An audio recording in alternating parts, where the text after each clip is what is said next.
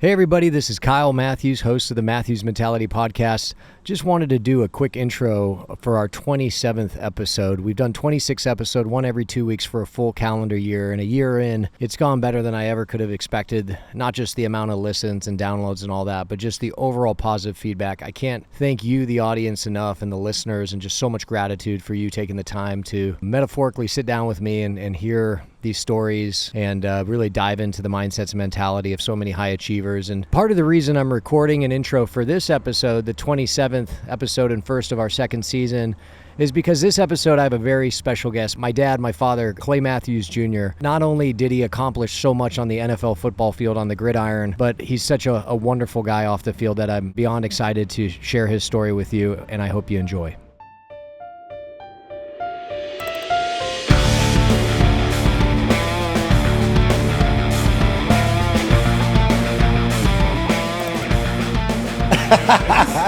All right, welcome to another episode of the Matthews Mentality Podcast.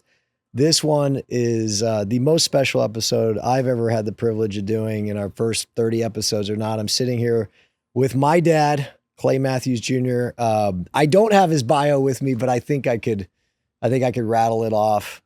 19-year NFL veteran. I believe most games in NFL history for a linebacker. 278 games. I don't know, but I'll take your word for it. Probably north of 300 if you factor in playoffs. Hall of Fame finalist, and he'll get in there come hell or high water. My sister will make that happen. My sister Jennifer, I love very much. Multiple-time Pro Bowler, All-Pro, college All-American at USC. Yeah, did I cover it? Better than I could. Father to the Kyle, Clay, no, whoever, all your kids, five children, and my amazing mother, your wife, Leslie. So thanks for sitting down with me. It's my pleasure to be here. It is not your pleasure to be here. True. This is going to be a surprise. A lot of people don't know we're doing this. I didn't even tell my brothers and sister. I'm sure Jennifer will figure it out because she's here. She's in the other room. But I thought this would be so cool to do. Especially on Father's Day. We're going to release on Father's Day. So it's very meaningful for me. It'll be meaningful for my siblings, but also my children. But I'm telling you, you got a lot of fanboys at the company. I was telling them, like, hey, I'm going to go. They're like, yeah, you're in town. I'm in Los Angeles. We're sitting in the backyard of the house I grew up in here in Agora Hills, this beautiful place. And I was like, yeah, I'm going to go up to my parents. I'm going to record an episode with my dad. And they're like, no way. Oh my gosh, this would be great. But I said, this is the first one I've ever been nervous for. I said, and I know this, I feel like I know your story, and I'm sure there will be a lot I learned today, but I said, you guys, a lot of them know you, you've met him, but if you don't, I said, he's not going to talk about himself. It is the most unnatural thing for him. And I had to give him a pep talk like 15 minutes ago before he started recording, like, okay, Dad, like, you're going to have to talk about yourself, a humble guy in humility, which I try and, emulate as often as possible, but here we go. You ready? As ready as I can be. When you told me we were going to do this, which was about 30 minutes ago, I was trying to think of a way to get out of it. Oh my gosh. You should have seen his face. It's like he saw a ghost. He's like, wait, what? Like, no, I thought we were going to talk about you. I was like, no, that's not the deal. But, all right. So we'll get to again, so many people know you around the country from the football side, and we'll cover that. But why don't we start at the beginning? Tell me, where were you born? What was your childhood like? Tell us a little bit about your family. I was born in Palo Alto, Northern California. My dad had played for the 49ers, and he played a year there and then went into the airborne, the 82nd Airborne, the guys who jump out of planes, and then did that for 2 years and then came back and played 3 more years with the 49ers. At that time, and at the beginning of my career, you worked 2 jobs and during the off season. And a lot of that was just because the financial consideration wasn't there, right? Oh, sure. Absolutely. Yeah. And my dad, this is leading into a story, by the way. Yeah, please. So my dad, after his 4th year in the NFL, over the span of 6 years, he figured he could do better in business. So he left the 49ers and went into business, and that led us on an odyssey of We're gonna get there because Okay. I'm trying not to cheat in this episode, but I actually do know a lot of this story. But to start, your dad, Clay Matthews Sr., a lot of people, because of my brother, you're one of your other sons, Clay Matthews III, they think he's the junior and you're the senior, but Yeah. you're the junior, and my grandfather, your dad, is the senior. And he's no longer with us, but I'm the oldest boy, so I had the pleasure and privilege of getting to know him a little more. And he was a very smart guy, very charismatic and charming guy, very successful guy, but he was a tough guy. And if I'm not mistaken, and I think this will kind of provide context to how you were raised, he was raised in the very poor South in the Great Depression, Charleston, right? Yes. Yeah, and Yeah. and I know the story because I went by the house last summer. I was down there for a wedding, and his mom and sister, they slept in the house, and then him and his dad like slept on the porch. The and porch. and if you ever been down to Charleston in July, even at night, it's not pleasant. So so that led into him. He got the opportunity to go play football at Georgia Tech in the 50s or Yeah. late 40s. Late 40s. But he was also Golden Gloves boxing champion. Yes. Yeah. And his father, your grandfather, who I know you've told me is a really tough dude, Matty Matthews, he was a professional baseball player Yes. and then became the boxing coach at the Citadel. Yes. So tough guys. Yeah. And actually, Howard Lynn, HL, Matty Matthews, also allegedly, when he played baseball, raced Ty Cobb, who for a long time was the base stealing champion, I think, till the guy from San Diego, Ricky. From the A's, Ricky Henderson. Yes. Yeah. And he supposedly beat Ty Cobb in a foot race. Hey, we have it in the paper. Matthews, a lot of people they're like, man, I can't believe you went into sales. We've been great salespeople for generations. It's in our DNA. No, but so he was playing for the 49ers. You're in Palo Alto. So think about this. I want to frame this for the audience. Like imagine this place and time. You're a professional football player and you're like, I think I can make more money in business. That must have been an interesting choice. Imagine a guy in the NFL today saying, I probably should just go into business. This NFL doesn't pay well. But that was what it was. Yes. And so he went into business, and that led you very much on a little bit of an odyssey throughout childhood, lots of different places, right? Yes, absolutely. Tell us about where you went and how that was. Well, we left Palo Alto and we went to Raleigh, North Carolina. And I think I was 4 when that happened. We were in Raleigh, North Carolina about 4 years. And then my dad had an opportunity up in Jackson, Michigan. And we went up there. We weren't there very long. He had the opportunity to go somewhere else. We went to Racine, Wisconsin. We weren't there very long, and he had another opportunity. I think my mom wanted to get back down south. My mom was from North Carolina. My dad was from... Your mom, Daisy. Daisy. Yeah. And my dad was from Charleston, South Carolina. So we moved to a little town, Clinton, North Carolina, and that was when I started to become somewhat aware of the world. And well, how old were you at this time? Oh gosh, I think it was 4th grade. So was that like nine? Maybe, I don't. 10? Yeah, 9 or 10. Yeah. So you had moved around a lot. That must have been pretty tough. Yeah. It also was interesting because when you moved from California to North Carolina, you had a California accent. Then I moved, as I said, from North Carolina up to Michigan. I had a Southern accent, which kept going.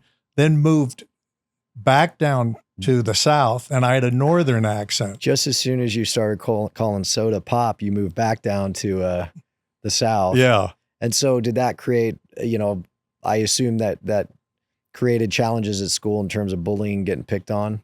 It did. And if you look at most of the Matthews fellows were late bloomers. Well, I was going to say, yeah. you're a big guy to let the audience, you're 6'3", to this day, probably, well, I don't want to, 250 pounds, pretty well built, but that was not the case when you were a kid. No, I was a little tiny, slow, scrawny kid. And so there were probably some tough moments at school, yeah?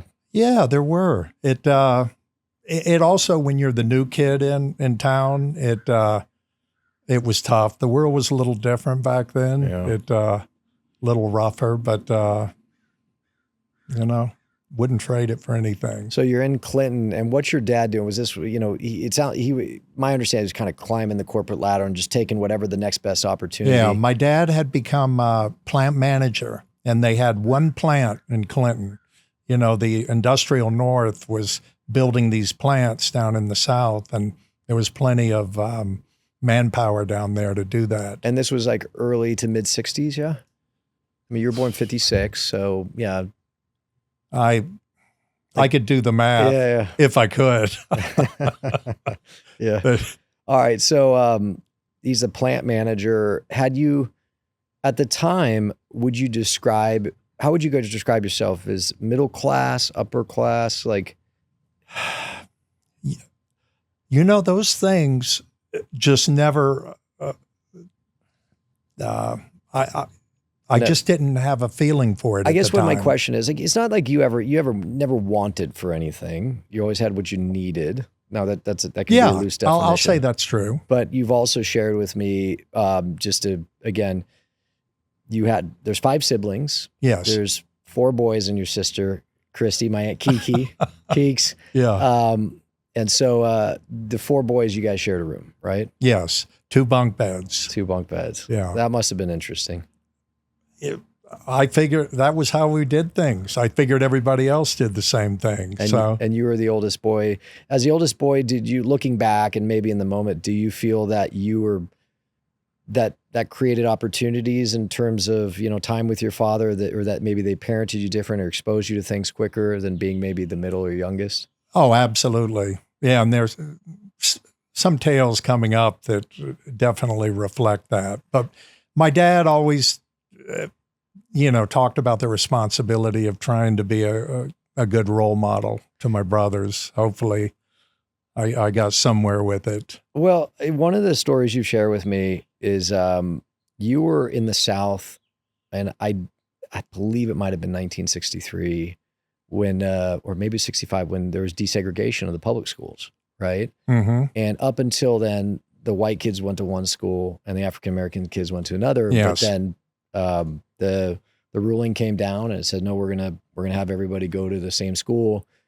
And you had shared with me, since we're talking about your dad, my grandfather, a lot of your friends were the parents, like, okay, they're going to the private school. And what happened? You had a conversation with your dad? Yeah, all my associates from the school were going to private school. So I went to my dad and I said, hey, Dad, everybody's going to private school. Am I going to private school? And Yeah, I got you.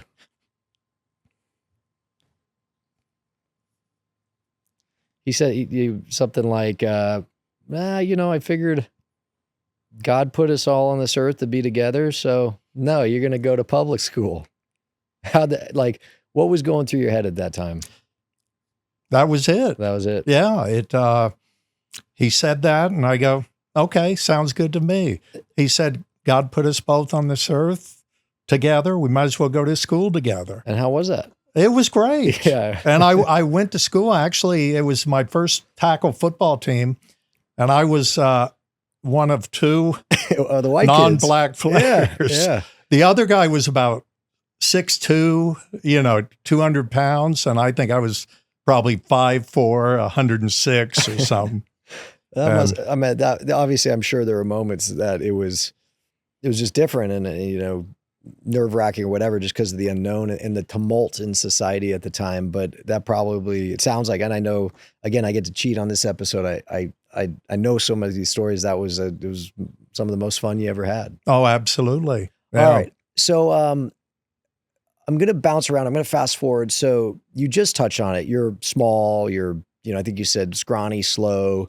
We are very late bloomers in the Matthews family, which, there's pluses and minuses, which we can dive into later. When did football start to, in your opinion, appear to be a possible opportunity or future for you? Well, I had idolized my parents and my father. And so my dad had been a 49er and, I wanted to be I want to be an NFL player too, and if you would have been a betting man, it would have been a bad bet because I was slow, little. And so that became my goal, is I wanted to be an NFL football player. And when was there a moment like where you had this conversation with yourself? Was it like a switch went off? I remember it was just what I wanted to do. And then there were steps along the way where, you know, you learn you got to elevate your game. And each time I would learn something. And I remember specifically, I came out to California. Now, I come out to California. And this was in ninth grade. Yeah, ninth grade. Because again, we're going to jump back and forth because your dad my grandpa ended up getting a really big job opportunity, I think at Bell and Howell, maybe at the time. So this is why it brings you back out to California. But go ahead. You said you're in California. Yeah, and I come out here, and the coach knew my dad had played, so he figured I was a player. Well, I wasn't a player. Actually, I was beginning to grow. And there are certain afflictions that you get if you grow too fast. My knees hurt, my Achilles. Seaver's yes. foot. Yeah, I got Achilles that. heel. I couldn't run. I was slow. I was little. And I had a Southern accent. I was going to say, you're back to having a Southern accent. So I'll never forget. We start Spanish 1 in ninth grade. And so we had to go around the room and you had to say, "Me llamo," your name is. And I'm, "Me llamo Clay." And everybody just laughed, you know. That was step 2. Yeah. One day I'll be a football player. Yeah. One day I'm going to get these guys back. Yeah. That's what you got more quiet and more introspective that day. Like, I'm going to, man, one day. Yeah, I know you. Then,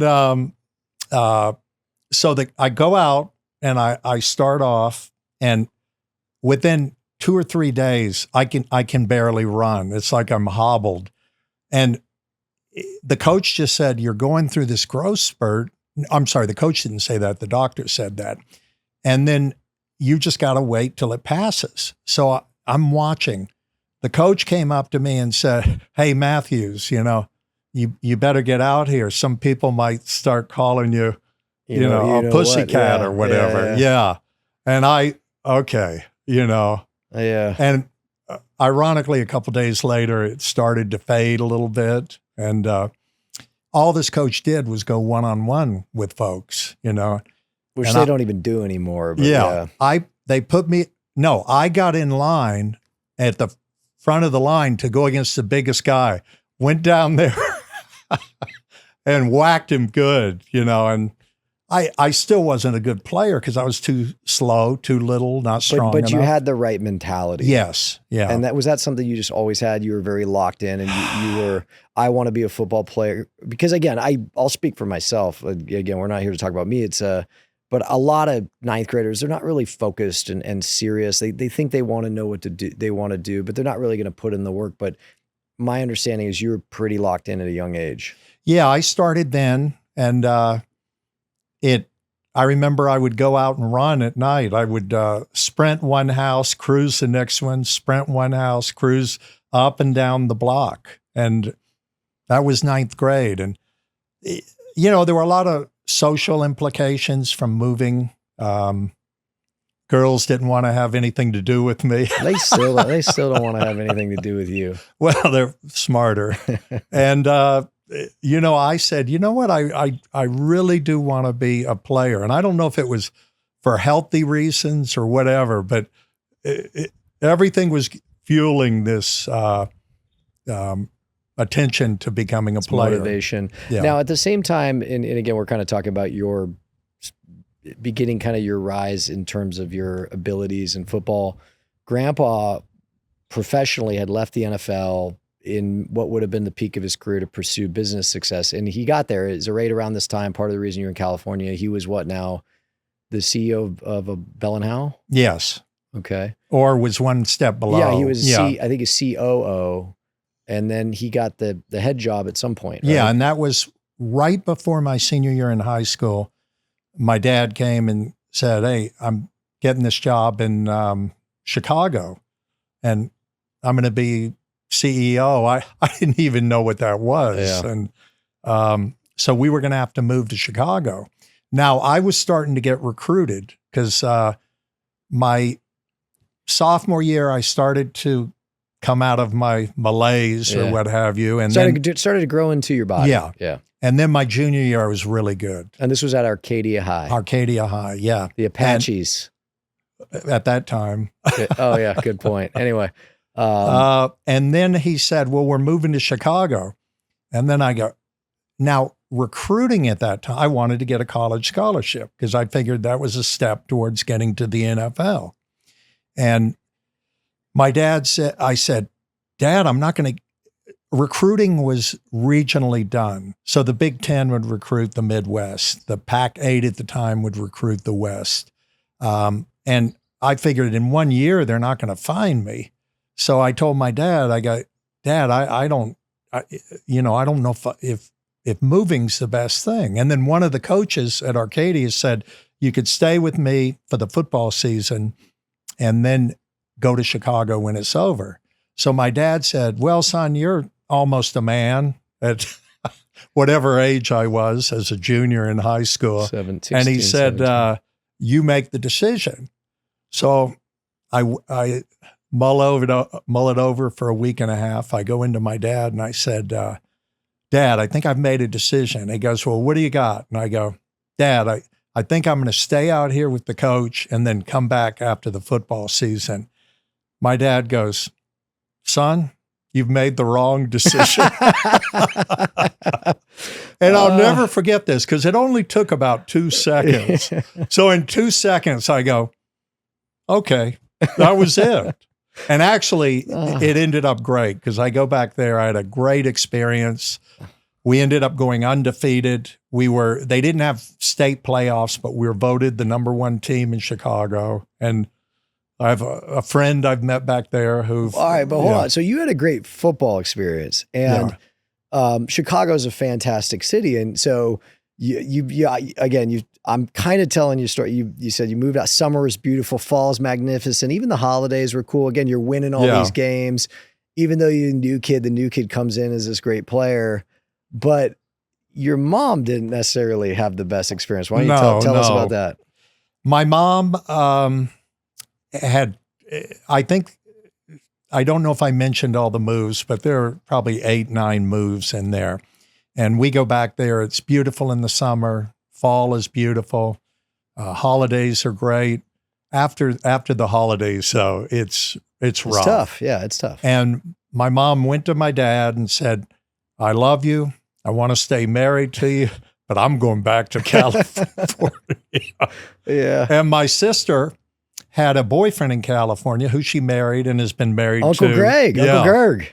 And so they were motivated. So they all moved back to California. And my dad said to me, this was before the movie Risky Business, but he said to me, you're going to stay. Or Home Alone. Or Home Alone. Yeah, I was actually on the North Shore where the Home Alone house is. It's about 3/4 of a mile from where I lived. These were, my dad was doing pretty well now, and he had this big old house, and he said, you stay here and watch the house, finish your last 3 or 4 months.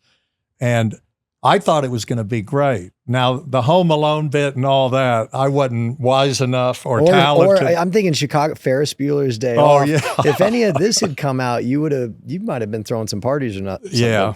Well, you were a real serious guy at that age, right? Yeah.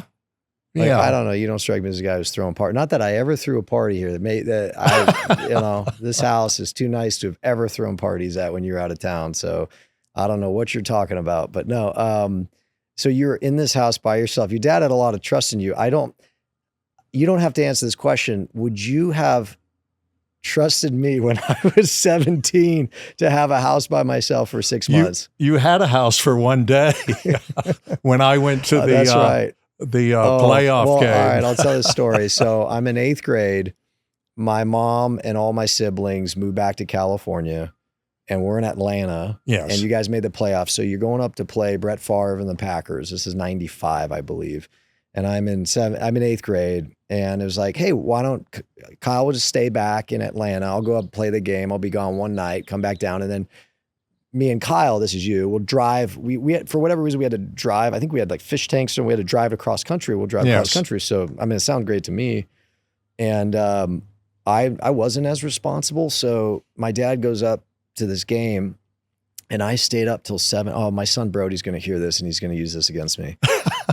I stayed up till 7 a.m. playing Mortal Kombat.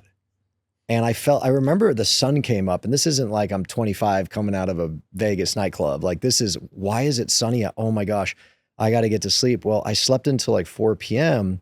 and the phone's ringing and ringing and ringing. And finally I wake up and my dad's like, "Hey, you all right?" I go, yeah. He goes, "Hey, did you watch the game?" I go, "Oh yeah." He's like, "You didn't watch it. Like you had a great game. I think you chased far around the field, might've had a sack or two, but yeah, I was not as responsible as you know?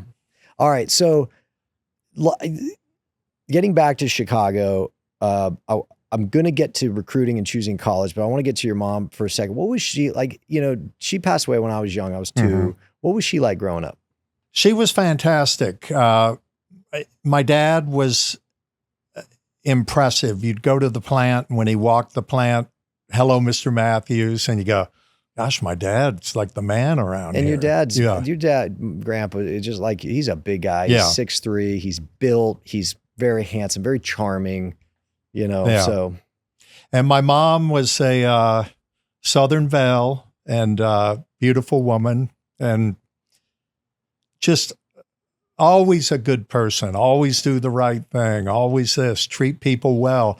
I remember we'd go out and gosh, I can remember going to lunch with her and sitting at the stool in a diner, and she would just talk to anybody. And you have the Matthews male social anxiety disorder where you're sitting there like, why is she talking to these people? Exactly. That's funny. And she was just wonderful, and was opened up a whole new world, which complemented what my dad did. So it was. Now you've told me over the years, like very sweet, but can be tough, right? Very. Oh yeah. Like you told me a story. She'd shop at the 99-cent store, or mom and her got very close. But mom always tells me this story. First time she ever met, she was sitting out by the pool, and she's, "Honey, you just gonna sit there? You gonna help or something?" Like, but she could be pretty tough. Yeah. She and my dad were depression kids, and that never leaves you. Yeah. But they were a good couple. You didn't, like. Oh yeah. She also fantastic athlete in the sense that she was a golfer and was a champion golfer at the local course and could hit the ball further than me. We did not get that gene. Come on. Everybody always asks, like, Matthews don't golf. We don't golf. Yeah. I didn't even know this. You told me that like a year or two ago. I was like, what? I was like, man, I should have played some golf then. Now I'm going to talk about my uncles. Well, I'll talk about all 3 of them, but like as a specific to your mom, but even your mom and dad. So your youngest brother, Bruce, is just NFL Hall of Famer, superstar player. You're the most games in NFL history at linebacker, if I'm not mistaken. He's the most games in NFL history at O-line. So certainly durable and all that, but people have talked about that ad nauseum. So, which is a blessing, but great genetics. But, Bruce is a stud, but there's 2 brothers in between, twins, my uncles, Brad and Ray. And part of the reason I'll bring them up is because they were born with special needs. Right. Mm-hmm. And describe what that was. And then, kind of, how that affected your life. And really, in my opinion, from seeing that, it accelerated your maturity because you had to, in many ways take care of them. Yeah. They were special ed kids, and I think a doctor described it to my mom and said, your kids are just going to cap out at 10, 11 years old, and that's going to be their mentality. Their mental acuity. Yeah. Yeah. Yeah. And to us, it's all you knew. It's all we knew, and they were,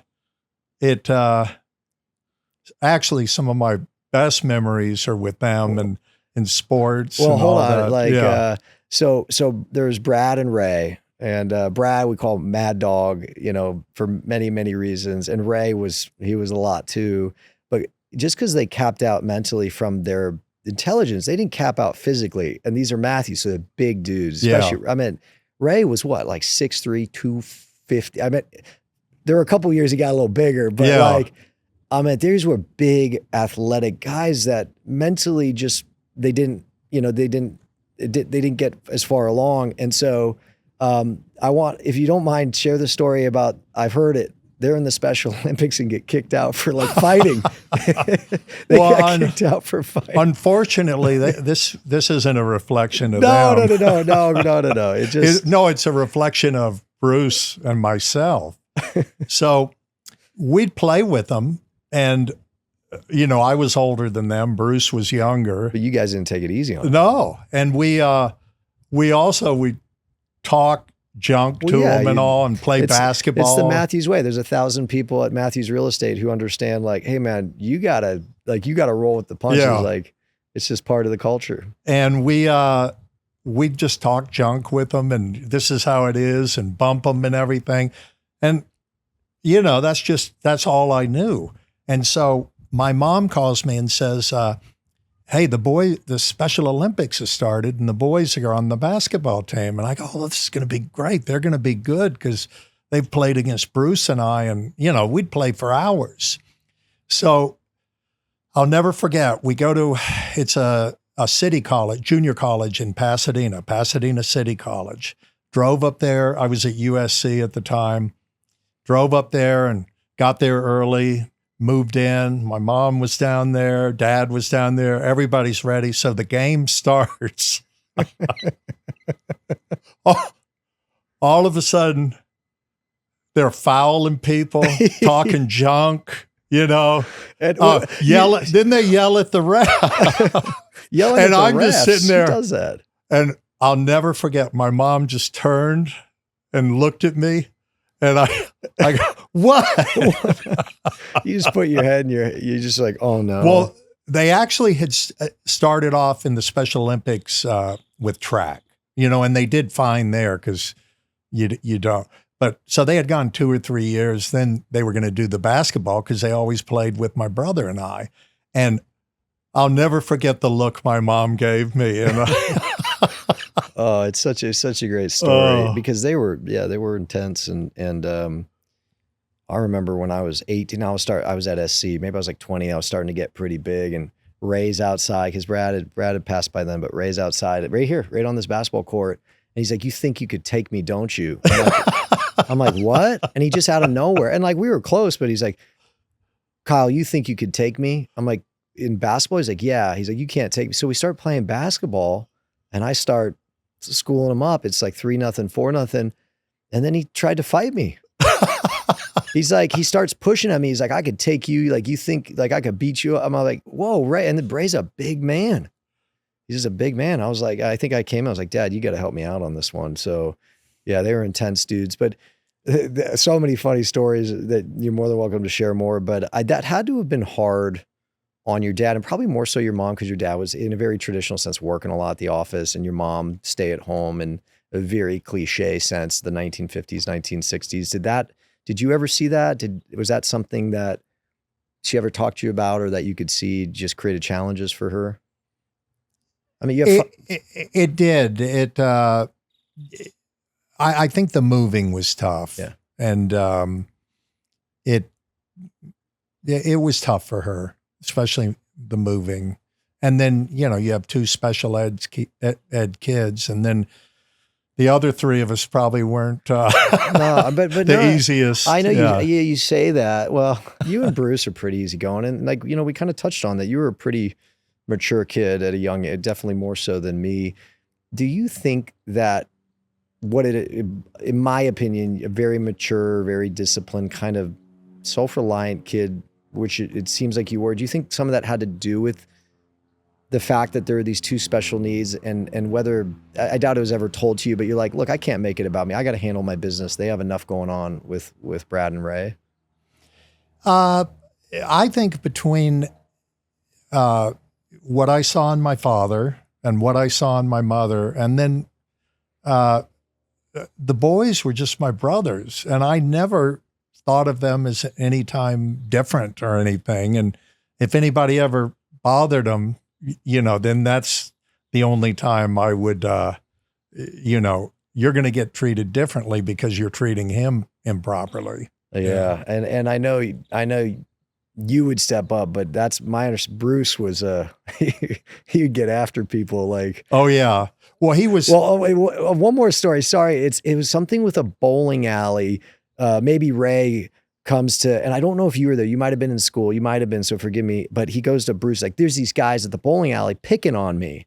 And Bruce, even at a young age, is a giant, just a massive, strong, very athletic guy, but like a hothead in a sense. Like, where are they? Go point him out. And then I think he went to the bowling alley and he's like, there they are right there. And he goes to the guys like, you picking on my brother? Like, actually, like, it turns out Brad and Ray were picking on them.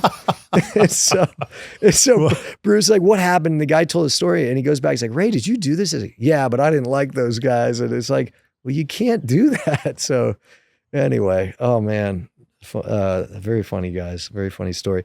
All right, let me get back to your high school senior year. You're in Chicago, living by yourself, but responsible. And one of your concerns about going to Chicago was recruiting. How did recruiting play out?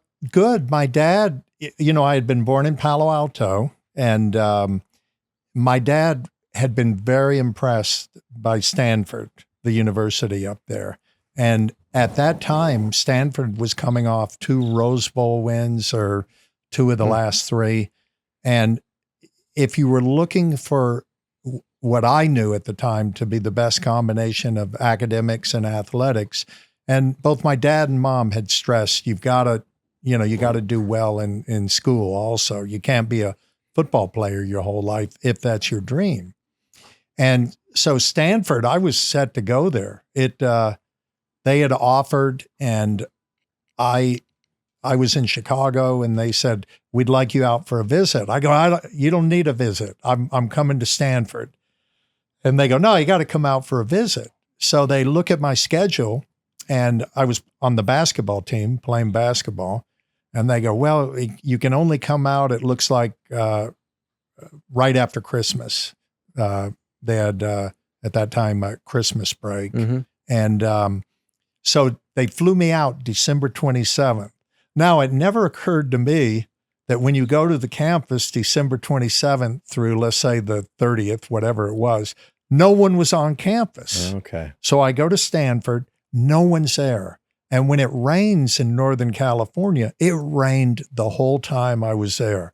So here I am, a mature young man, went to Stanford, had made all the right reasons why I was going to go there, and I had the worst trip ever. Huh. And I'm thinking now, this place is miserable. Who would want to go here? Now I don't know where I'm going to go.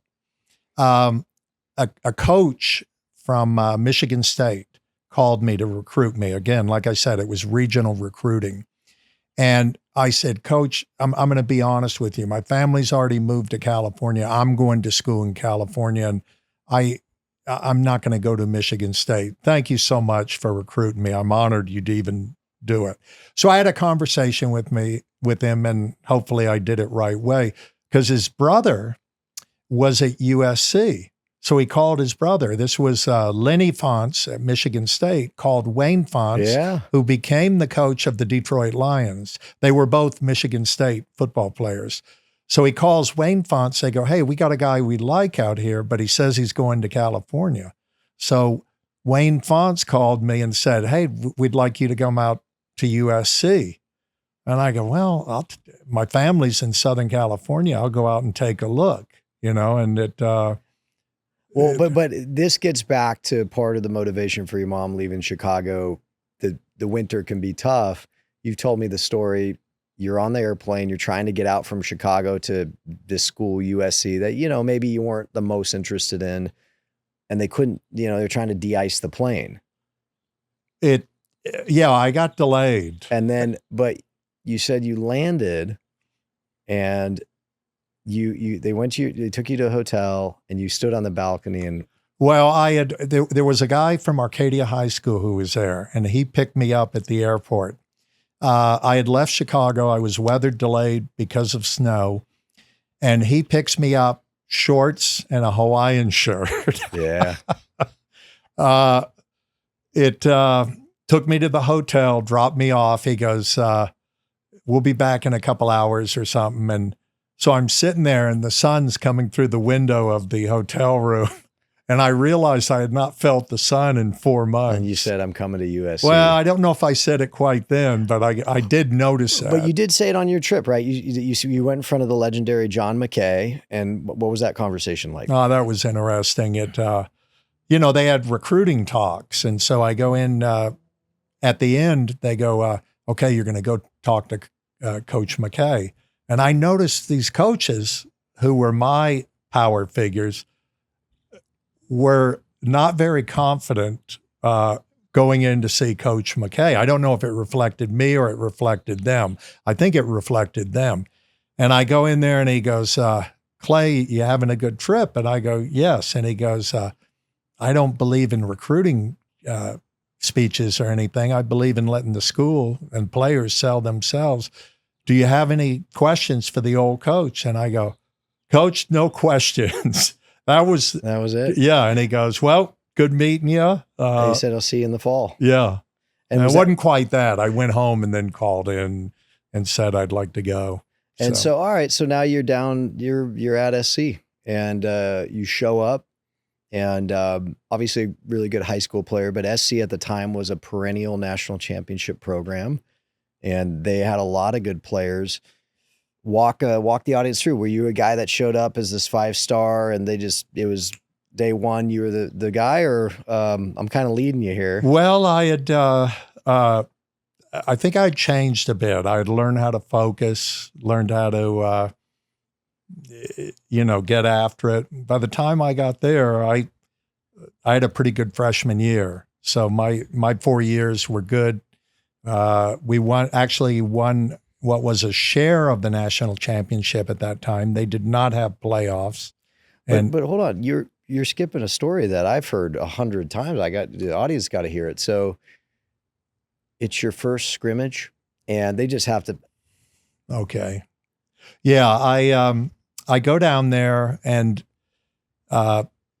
actually had done very, very well. So we go and we open at Arkansas. And we lose that game and then won all the rest. So I'm there, didn't get to play a lot, but made a couple plays. And then we come back and the team did not play up to expectations. So they said, we're going to have a scrimmage. So there was another freshman linebacker there. And he said, Clay, you're going to go down and scrimmage the first team, so the offense. Which typically is the scout team. Yeah. And the other guy didn't have to go.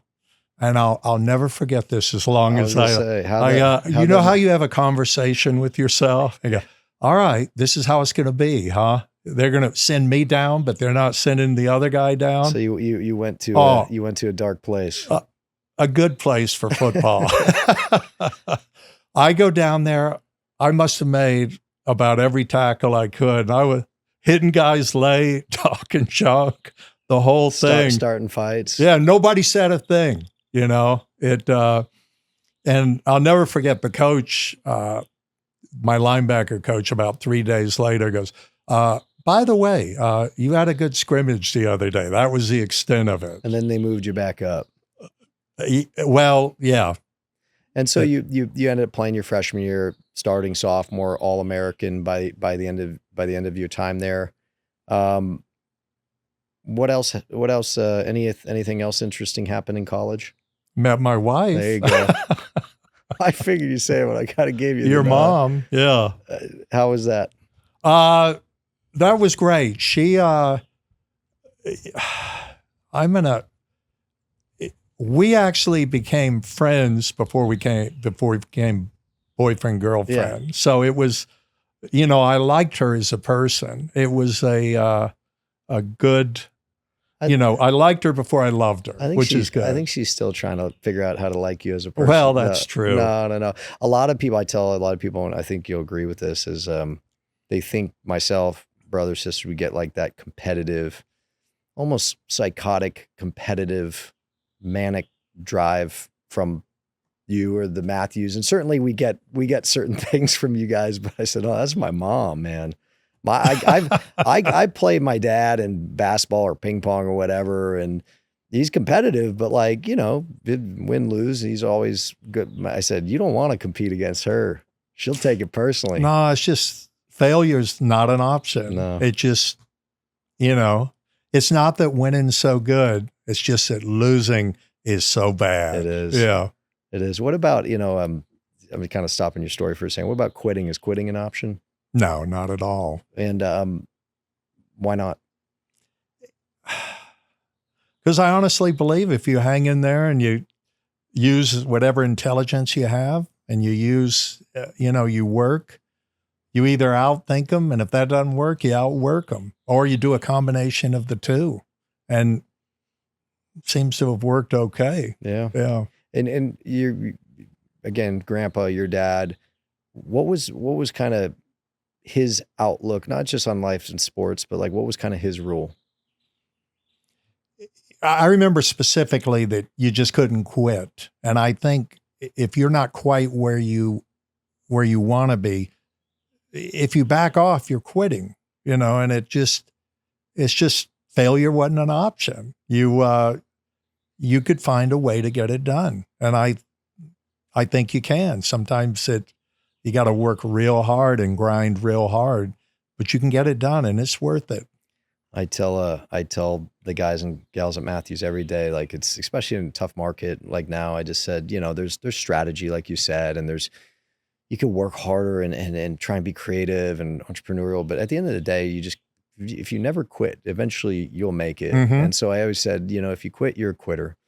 And I tell the story all the time. And again, I'm here to interview you, but you're part of the story. So I'll share it. Is I went down to SC my freshman year and just went down to UC Irvine, 2 and 3 a days, full pads. And I was not physically or mentally ready. I was not, I think I was 6'2", but I was 180 pounds coming from Agora Hills, and just got absolutely smashed and killed in practice. And they put me as the scout team running back in full live tackle drills. And after like the third day, I was so physically beaten, but mentally beaten in a way I'd never been. And I called you.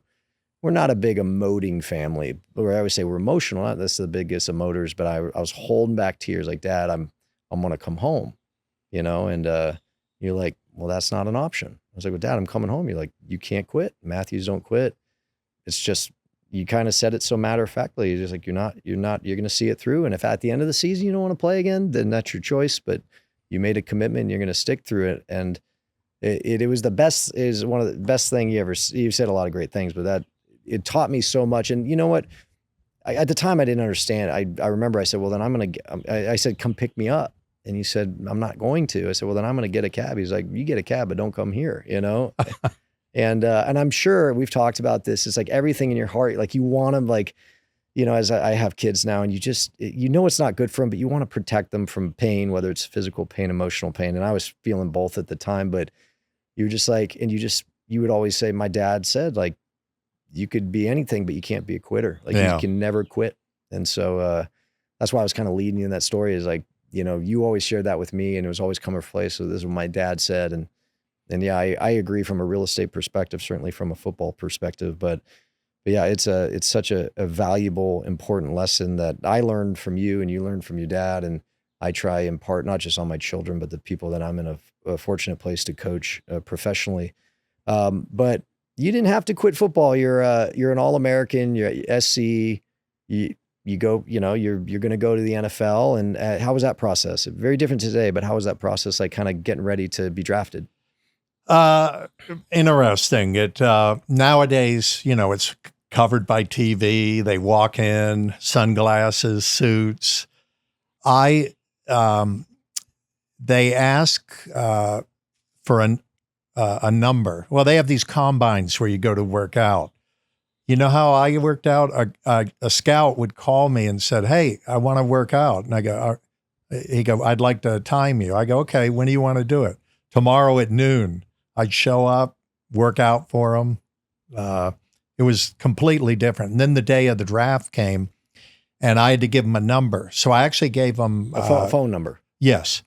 I gave my wife, Leslie, her number, and I went over there at 7:30 in the morning, and we're sitting there, and It's not televised. This No. is 1978. yes. And all of a sudden the phone rings and it goes, "Will you hold for Art Modell of the Cleveland Browns?" And what'd you say? And I said to Leslie, "Cleveland Browns." And Yeah. the word had been that San Diego wanted to take me Yes. with the 13th pick, And who had the 12th? the Browns. And the Browns had taken a linebacker the year before. So I thought there's no way the Browns would take me. So Now, the Cleveland Browns. I'm going to fast forward. You had an amazing career in Cleveland, an amazing time, and we all grew to love the city, and to this day love Cleveland, love the Browns. But at the time, you didn't know anything of it. What was your feeling? Well, that's kind of how it went. All right. You know, I had hoped.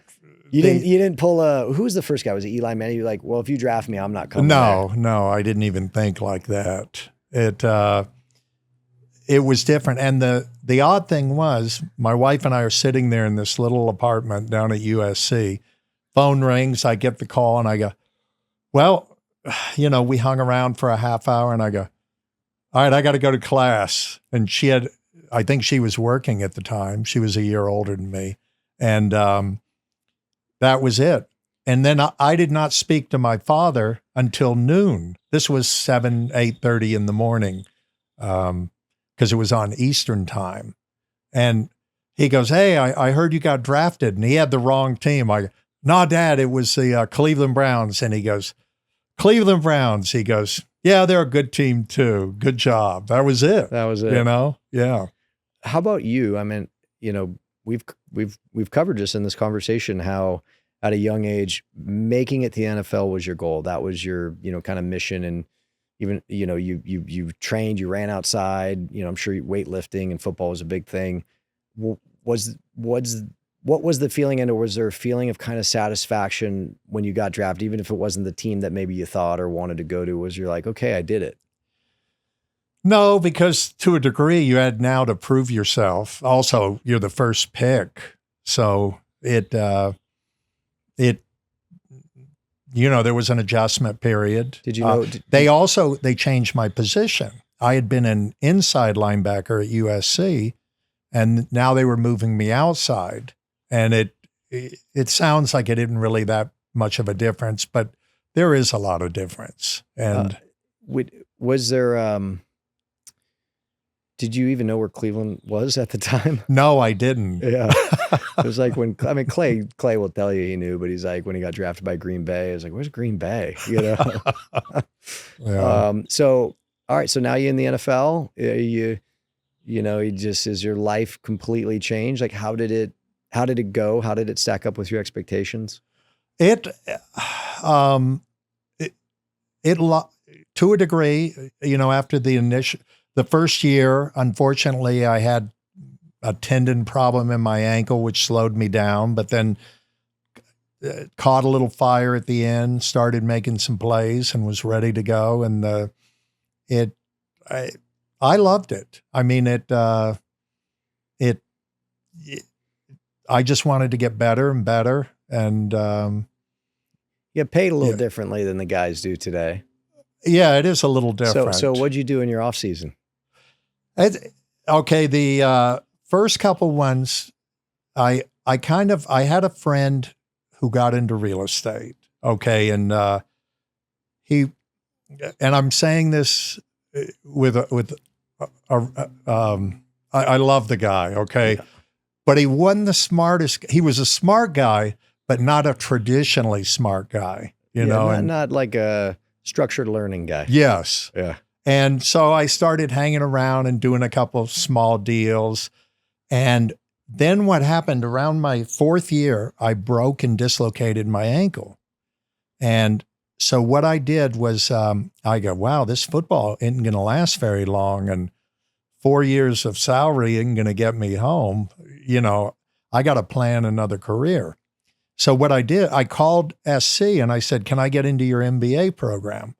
And amazingly, I was able to get in a week. I had to go down and take the You athletes, the big was it a GMAT or whatever it was, and I had not really been doing that. So I went down, took the test. Fortunately, in math, I'm pretty sharp, so I scored very high in that. Not quite as well in the other stuff, but enough to get me by. I'll never forget driving home after that test. I had the worst headache I'd ever had. Went to the MBA program, just found it so stimulating because I really hadn't been using the brain as much as I needed to. And I got very lucky. I had an agent, multifamily agent, who taught real estate finance, taught math, internal rate of returns, things like that. I loved it. Yeah. And now my buddy who's doing the work, he goes, yeah, you don't want to buy that lot. It's too expensive. I go, why? And so his was all gut feel. You used deductive reasoning running a 10-year cash flow model. Oh, yeah. So I worked, put the deal together. I go, hey, the return on this thing is 180%. You'd be a fool not to do it. And it was pure luck. On one of the off seasons, you've told me this story because obviously I got into brokerage and did okay. And so maybe it's in the blood. Because I always say, well, no one in my family was, football players, but you almost were a broker. Didn't one time you interviewed and they turned you down? They did. Was it Colwell Banker? Unfortunately, I can't remember exactly what it was, but a guy I had gone to school with was working at the agency, and I said, hey, can you get me an interview? So I go down there and I'm thinking, look, this is what I want to do. In the off season, I'll work. Then I'll go back and play football and then keep coming back. Eventually. And you're thinking like football might be a couple more years. It might be an injury. Right. 19 years was not part of your thought process. Exactly. Yeah. And they didn't want to do it. I couldn't believe they didn't want to do it. I'm an NFL guy. I'm coming here. I'll work for free. It's a commission job. And they said, well, listen, if Matthews was around, we might have hired you. All right. So I'm sorry to hear I that. figured I at least could have got the door opened, if nothing else. There are, sacrificing the NFL for a lucrative brokerage career, that's a risky bet. All right. So you're in the league. You had your injury, but like generally speaking, doing very well, all pros, Pro Bowls, got close to the Super Bowl a couple times. Unfortunately, speaking of Stanford, that John Elway guy. But at the same time, now you're starting to build a family. Yes. So you drafted 78, your first kid, my sister, Jennifer, 81, I'm 82, and then 3 more boys in the next, 5-6 years. I'm at your 7-8 years in your career. You have 5 kids under 8. What was that like? It was great.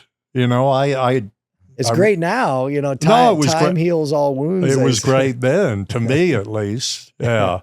No, I found being a father, loved it, and it, there were a blow up occasionally here and there, but most of the time it was just do what my dad and mom had taught me to do, and hang in there. And, well, I got to ask, what were your kids like? All right. Be careful. They're going to listen to this. All of them wonderful. Oh, that's funny. Yeah. Zach, don't cut that. What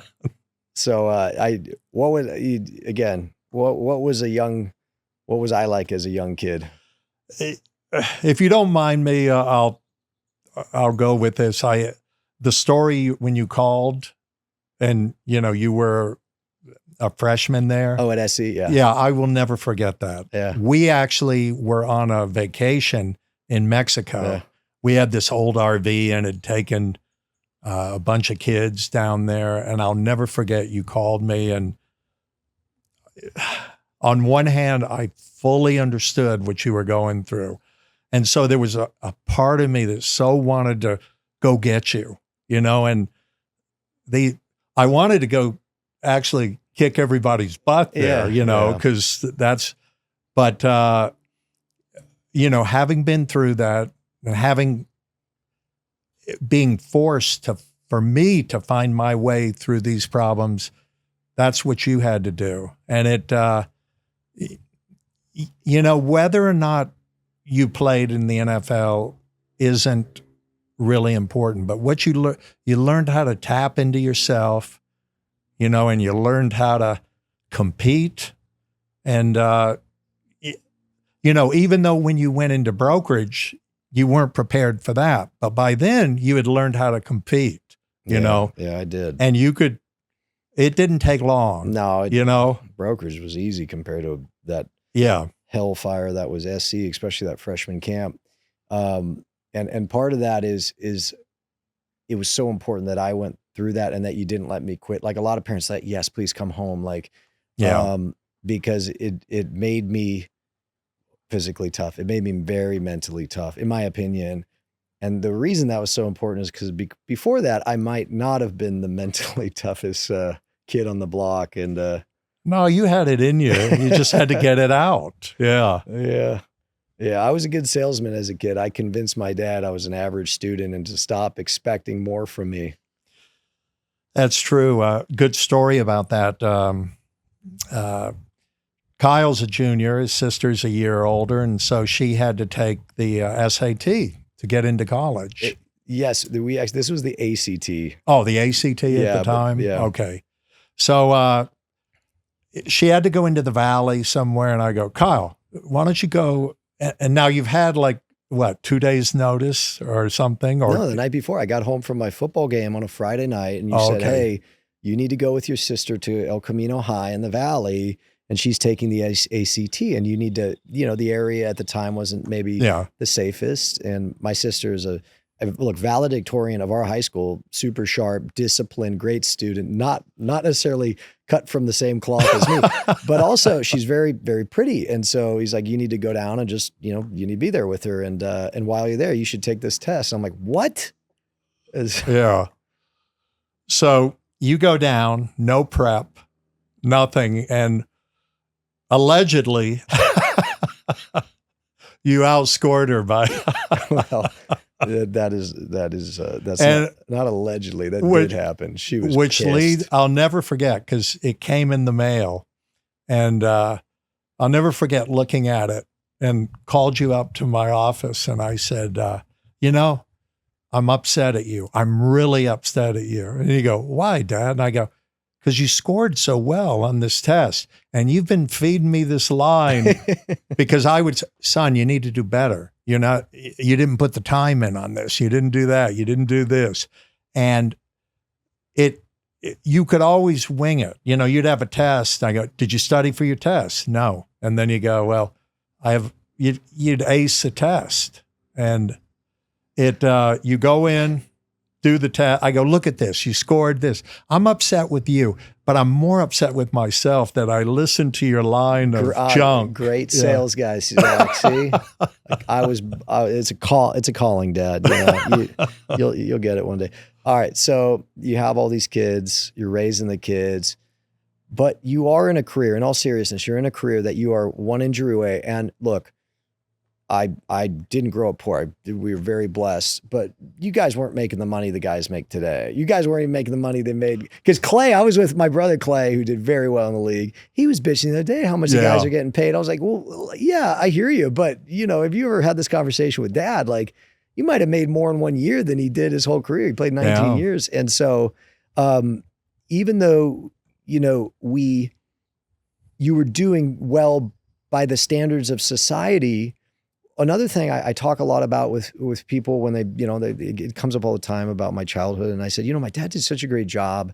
It's not that he convinced us we were poor, but I never felt rich. We always had what we wanted. I'll use the example, our house in Ohio, we lived in 13 years. You coached me up. It was at 2,500 square feet. I don't know, it was pretty small. Yes. In Strongsville, which amazing blue collar, middle class, just kind of Leave It to Beaver neighborhood, just great community, awesome people. But we lived in a little cul-de-sac in a normal neighborhood. We didn't live behind the gates. We didn't live in a big house, even if potentially you were making money that allowed. Why, in your opinion, do you think from a mindset as it relates to your earnings, were you perhaps more frugal than some of the other players back then or even today? It, you know, the nature of my career was that it could end any time. And so actually, to a degree, I started doing these small projects. Preparing. Yeah. And I said, if I don't know if I'm going to play 19. The average career was less than 4 years in the past. And then in the 5th year, I had a bad ankle injury. And so I always felt this year is the last one I'll have for sure. So, you know, we better, I had a good story. My wife, Leslie, wanted to do some things around the house. And she said, well, here's what I want to do and do this. And as a father, as a husband, I want to give her everything she wants, you know, and I'm looking, well, I'm building a couple of units and I'm doing this and I'm buying that. And I know in the future it'll be okay. But right now it's making things a little tight, you know, and finally she goes, well, and I'm having to say, no, we just can't do it. And she finally says, well, there's only one solution. I go, what's that? She goes, you just need to make more money and play longer. She laughed. She was just kidding. Yeah. Yeah. No, that's, well, because I was going to say, I'm going to lead this into the strike and free agency because it's relevant. But like you were on, you know, there's no free agency. You can't shop your services. You can't say, I don't like what you're paying me, so I'm not going to extend and I'm going to go somewhere else. And if you don't like what they're paying, they own your rights. You go to arbitration. So it's just a different time. I'll touch on that in a second. But your ankle injury, just to give the audience context of like who you are from a toughness standpoint, you snap your ankle. It's turned turned sideways. Yeah. Yeah. I'm heading north and it's heading west. So what'd you do? You hop off the sideline, you snapped it back? No. Well, I rolled over and looked down and that, you know, very quietly to myself said, oh no, you know, and just reached down and straightened it out, got up and got off the field. About the first 5 steps were fine. After that, it started to hurt real bad. And then needed surgery, went back to California, and they put me in a cast. So I go to the doctor and he said, all right, it looks like it's healing fine. Come back in 4 weeks. Okay. And we'll check it again. Maybe we can take the cast off. So finally at about 3 weeks, maybe even earlier, I go, I can't have this anymore. I got to get going. I took a pair of wire cutters and cut the cast off. And then I said, okay, I'm going to walk 1 house down the block. So I walk 1 house. The whole time I'm afraid this thing, is it going to break? So I walked 1 house, came back and put it in ice water. Everything's good. Leslie comes home and goes, and she just looks at me and goes, all right, what'd you do? What'd you do? And she said, you took the cast off. There was, I explained to people, you know, growing up, Matthew's very Spartan lifestyle, like physical pain is not, my dad, you said, you know, pain is weakness leaving your body. So I think I broke 4 bones as a kid. I broke my jaw, I broke my ankle, I broke my thumb, and I broke my knuckle. And all 4 times I went to my dad. I said, Dad, I think I hurt myself. And his default was like, yeah, you know, put some ice on it. That was it. That was it. My jaw and ankle, I never even went to the hospital. And but it is a good, you know, being tough and pushing through things 99% of the time is good. Every now and then you should, just to be clear, you should go to the hospital and get things fixed. So walk the audience through the NFL in the late 80s and what led to the strike. And I don't think I remember, but I've seen the photos. So maybe like it's me projecting my memory of being on your shoulders, holding a picket sign, right? Here we are, you know. Yeah, the NFL had no free agency. So what does that mean for the layman? It just means you can't go to another team. Right. Even if your contract had expired. And the only way to have that is your union had to agree to it through collective bargaining. If you had collective bargaining to give away rights that you have by law, it's okay. And we had done that. And so we now, as a union, realized that we needed to get it back. We need to have rights to be a free agent. Yeah, and to frame it for like anyone listening, imagine you're working at a company and whether your contract's up or you believe there's a better opportunity or you don't like where you work, even though there's 31 other companies in your industry, yes, you can't go. Exactly. You can never go to them. Right. And they'll make you an offer, of compensation. And if you don't like it, the only way for you to change it is to go to like an arbitration board or something, right? Or what you could do was if you would take a year off, you could, a year or 2 years off, then you actually could become a free agent. But who did that? Yeah, especially when the average career is less than 4 years. So what happened? Were you part of this, or did you just get someone called you and said, "Hey, we need you to join this group, and we need to go on strike"? It was the union. We realized we needed to get the free agency back, to get what we felt was a fair and equitable arrangement.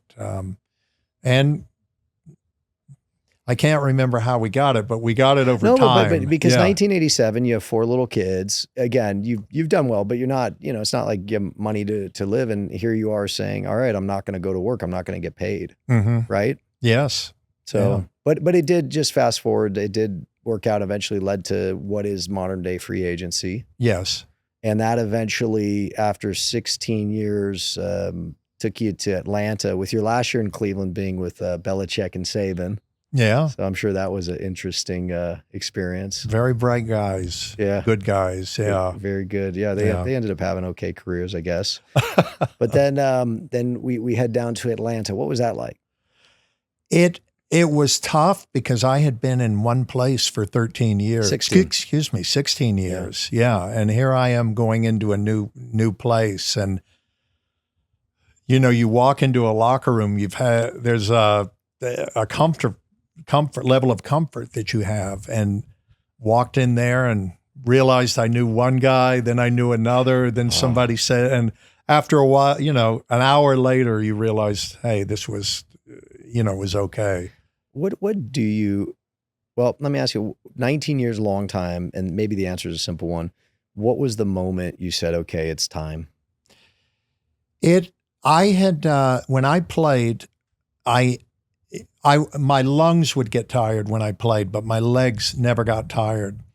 And my last year, all I did was rush the passer. And we were playing a game in North Carolina, Panthers. And I came around, beat the tackle, and now I'm heading to the quarterback. And this is going to be a sack.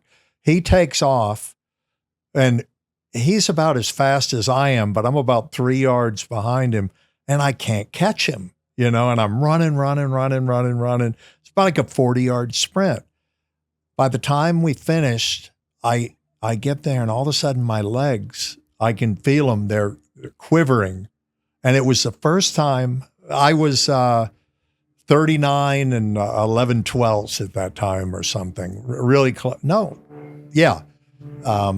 Yeah, you're a 40-year-old. Yeah, I was just shy of 40. Yeah. And no, I was 40 my last year. Yeah, I believe. So I go, gosh, my legs. And then I remember the old boxing adage, which was the legs always go first. Yeah. And I go, gosh, I guess this is this means something. Now I'll give you a plug. The audience should know, at 40, you led your team, the Atlanta Falcons, in your last year career in sacks.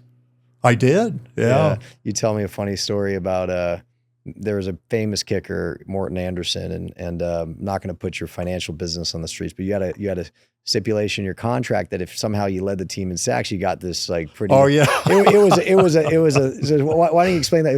It's a throwaway thing they put in a contract. You're like, yeah, probably not going to hit it. But we were on the bus at the end of the game, and so Morton comes walking in, and I'm sitting there. Number one, you're glad you made it through the season. You're not hurt. even though you didn't win the game, your team hadn't done that well that year. Yeah, we basically had nothing going for it. 6-10. So Morton comes in and he missed the kick. To lose the game. Yeah. Yeah. And we would have won the game. It wouldn't have meant anything, but it still would have been nice. So he's walking in and he looks at me and he gives me this false look like, I'm sorry. You know, he says, I'm sorry. I said, Martin, no big deal. I know, you didn't miss it on purpose. You know, come on, have a seat. So he sits there and I go, Martin, I just want you to know though, that the team, they had this throwaway deal. When they signed me, I would get a big bonus if we won 6 games. I think we had only won 5 and that would have been the 6th. It wasn't in. And I said, yeah, it was quite a sizable amount, and it would have been great. But it's okay. Don't worry. And he goes, I'm so sorry and everything. No, look, I know you weren't thinking about it. So you let him sit on it. He said, and then all of a sudden I go, laughed. Well, the reason you were probably having a good time is you told me when you got on the bus, your last sack actually was like you kind of the quarterback ran out of bounds and you were the closest to him. And you had said after the game, like, oh man, I didn't get that sack. I'm not going to get that incentive bonus again. It was, but they're like, hey, Clay, congratulate. Here's the stat sheet. You got a sack. You're like, what? I actually did have a bonus for leading the team in sacks. And also this was the last play of my last game was a sack. Oh, that's good. And I came around, went kind of deep around the tackles, these big guys, and all of a sudden the quarterback's there and I'm going to get him. And he steps up in the pocket and starts running. So now I'm looping around and I'm coming around again. And now I got another shot at him. He sees me and takes off again. And I reach out, but I can't. So I stop, head back again. And now he sees somebody else, runs from them and runs right into me. So I get a sack. So that was the last play of my last game. Then I get on the bus and there's a young rookie, talented guy, had a nice little career. Gosh, I'd have to look up his name. But he said, hey, Clay, you got a sack. I go, really? Let me see. And I go, oh, that last one, I guess I got him. If you get him behind behind the line of scrimmage, it's a sack. And he goes, yeah. He goes, he was actually leading me by a half. And so was it Chuck Smith? No, it wasn't Chuck. Okay. It was, oh gosh, I can't remember. But Archambault? I can't remember. No. Anyway. So I felt bad because he's younger. He's a rookie. He doesn't get his bonus, but I get the bonus. It's like it's like brokerage. Yeah. You eat what you kill, 0 sum. All right. So you retire. How was it? A serious question. How was it transitioning from being an NFL player? There's a lot of social credit that goes with the fame and the prestige. Certainly the money is great, but to just being a dad. Having played 19 years, and then especially when I felt my legs quiver, I felt, okay, this is it. I've been very blessed, very fortunate to have gone 19 years, and my ankle healed up well. I don't, to the best of my knowledge, carry a lot of baggage from that. It was very easy. And then I ended up coaching a bunch of yahoos. I call my kids. Let's go. And, yeah. You were the first one, and I actually enjoyed that. Looking before we move on from you, looking back at your career, so much of this podcast and these conversations are about mindset, mentality. Like, how would you describe, and from a mentality standpoint, how would you kind of define how you played your game? I'd like to think I was very prepared. I would always prepare, and you would have a problem and you'd look at that problem and it would almost be overwhelming when you first saw it. But then you'd sit down and crank and start working, and all of a sudden at some point the light would come through and you go, aha, I got a plan. And when you say plan or prepare, excuse me, is that watching film? It could be watching film. It could be, a lot of times it was watching film in the NFL. And all of a sudden you would get it. And there were times you go, look, I line up, they come out in this formation. They're either going to run play 1 at me or they're going to run play 2 to the other side. I don't care about the other side. So I'm going to hedge play 1. And I'd already be defending a play that didn't happen. And if I was wrong, so what? It went to the other side. Oh, well, I'll use that example. I don't know if you remember this. I think I've told you this. I was in 8th grade because it was your second last year. You're still playing. It was your last year at linebacker. And it was kind of closer to the end of the season. You guys were going down to Miami to play Dan Marino, and you were up in your room, and I had to come ask you something. And tape was VHS, and you had a little VHS player, and you were sitting on the edge of your bed watching some tape. And I went in, I was like asking somebody, hey, Kyle, come here, take a look at this. And I'm like, what's up? You're like, hey, this play, every time they come out in this formation, they do this thing. And they're going to do it. And you're like, I think I can step in front of this and intercept the ball. And, again, I'd love to tell you I was locked in, but okay, cool. Yeah. Like I remembered it, but I was like, okay, can you take me to my friend's house or whatever it is I needed? And then the next day, away games, we would watch the game together as a family, mom and all the kids, because we didn't travel to away games. And they came out in that formation, and it was something out to the flat, maybe like kind of a delayed fullback out, and you read it so fast and jumped it that he threw it. It was behind you. You picked it, but your momentum was falling. Almost trying to keep yourself, so you fell. It would have been. I think you said, "I'm gonna pick it. I'm gonna go to the house." But I remember it, even at a young, I remember that stuck with me, like, wow, if you prepare, it really sets you up and puts you in a position. So preparation, that's watching film in the NFL. Also, why don't you talk to us about your, obviously it's evolved so much, in taking care of your body, but how'd you take care of your body in the NFL, working out, diet, thing like that? Over time, I just got better and better and better at it. And it became more of a habit than at first it was work, and and then you would have to adapt your program, add things to it. Some you'd cut off, and you just became better and better at it. And a lot of that is, again, if failure isn't an option, the potential for failure creates anxiety. Anxiety creates energy. Energy can be solved with preparation. And just by preparing, and even coaching is the same thing. You just prepare and you go into the game, you're in a hostile environment. Now, when you're one player, it's a lot simpler because there's only so many things they can do to you. And as you would look at it, initially you go, oh, I don't know what they're going to do. But if you worked hard enough at studying your problem, you'd find out, where you could hedge and where you could gain an edge. So preparation, watching film, taking care of yourself as it relates to how you played the game. Any other anecdotes or kind of?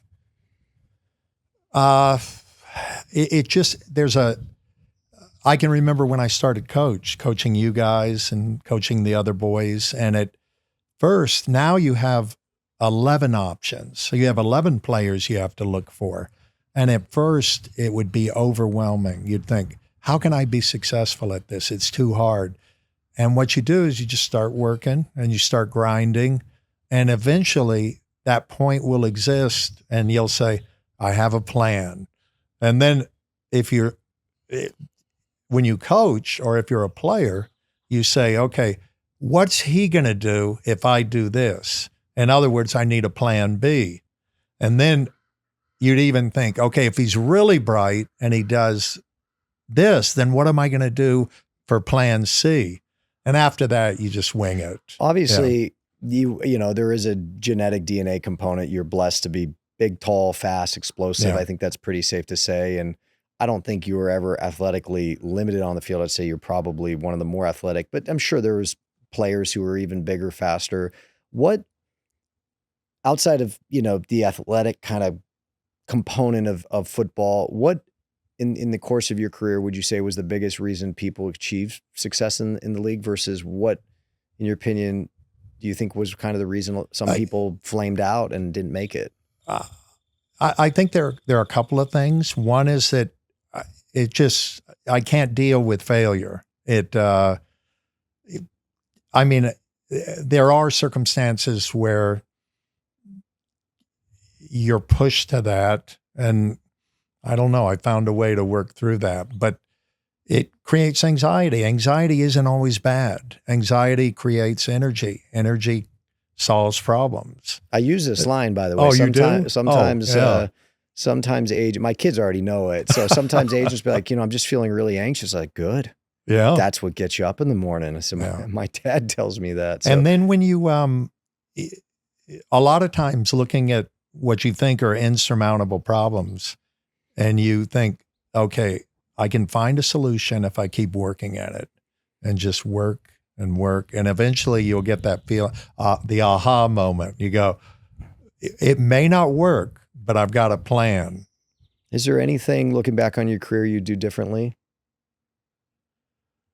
Oh, get into brokerage. You tried. I did. I probably would. You would have done all right. No, but seriously, like football wise, is there anything you like, just even from a applicable lesson to so much of our audience on the business side, like I think when my focus was so narrow because it was always me. If I would have understood when I became a coach what the other guys were trying to do, then I could have, to a degree, you could have hedged even more, and understanding how all the moving parts are rather than just what the narrow thing I do. Now, in the NFL, you got to take care of the narrow thing you do, or you'll struggle. Yeah. But I think just knowing what everybody did would have furthered me along. Yeah. It would have been the next step. And it's interesting. It's almost like it's not until you coach that you're kind of forced to know everything. And when you know everything, like, my gosh, it all makes sense. Yeah. What a little red meat for the audience. What was the best moment in your career? Like, were you just the one, football wise? What jumps at me is when the game was over, and I'd go get you yahoos out of the stands and bring you down on the field. Yeah. And it number one, you, at least for a day or two, the pressure was gone. You had survived another week in the NFL. And, especially as I got later on in my career and realized, I've done okay. I've had a pretty good career.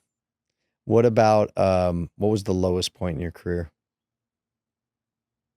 The worst moment? I don't remember the injury as being that bad, but I'll tell you my worst moment as the fan, your son, damn John Elway. Oh, Elway. God. The fumble. Yeah. The drive. Those are tough. There was one, I think it was the fumble. Like, we were already talking about who we're taking to the Super Bowl. I tell the audience, you got to remember, like, and I was probably 6 or 7, but I was 16 when you retired. I was like in high school. Yeah. I remember I'd take my high school buddies, like, let's go watch my dad play. It was amazing, but like in a very, it's a weird, it's very not normal. But yeah, I was always wondering, like, what was like the most just worst moment for you, just in terms of a player as it related to success on the field.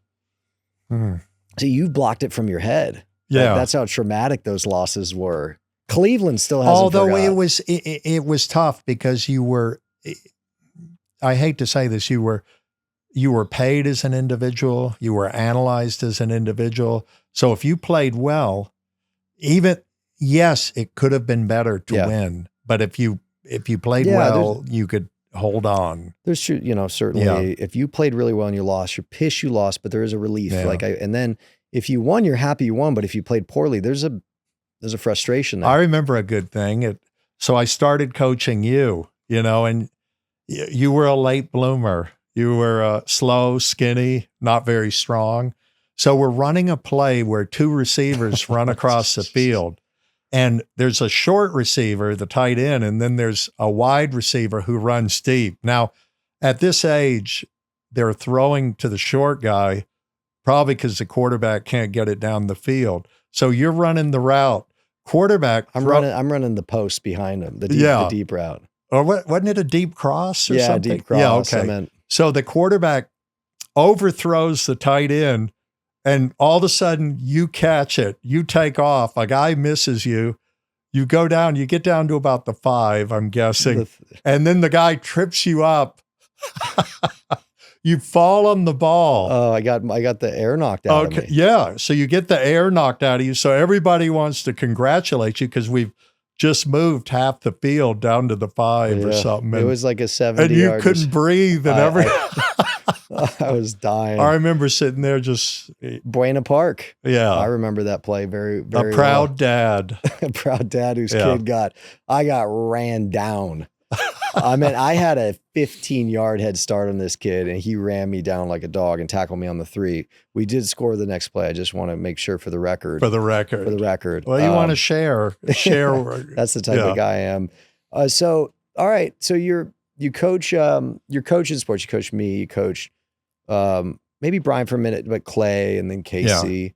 Yeah. And I know people want to hear about what was it like? You're coaching kids and I think the whole town knows who you are as a coach, but really I'll focus on my 2 younger brothers for a minute, to go from being this player and you're like, okay, my career's done and I'm coaching, I'm liking it. And then one day you wake up and 2 of your sons are in the NFL.